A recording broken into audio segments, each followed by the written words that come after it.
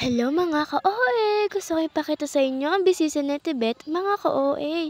Tingnan nyo naman guys sa mga ka-OA ang bisita ni Tibet.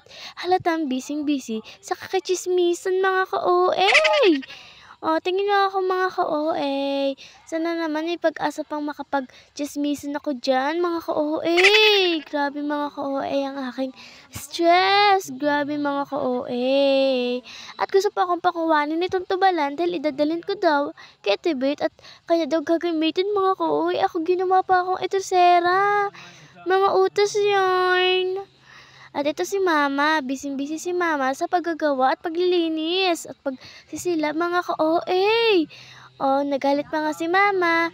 Bakit daw ngayon pa binibidyohan? Ba't di daw pa daw kaninang nagwawalis binidyo? Galit na galit si Mama mga ka-OA. Ba't di daw kanina pa? At tingnan na naman ginagawa ni Tibet, busy-busy talaga sa pakikipagchismisan, hindi matalit, di makaalis sa upuan.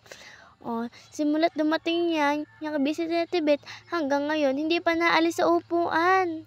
Tingnan nyo, hindi pa siya nakakapagsaing, mga ka-OA.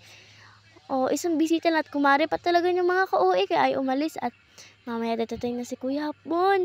Mga ka-OA, ay hindi pa rin talaga nakakapagluto mga ka-OA.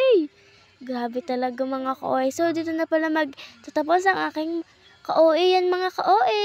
Ingat you'll always!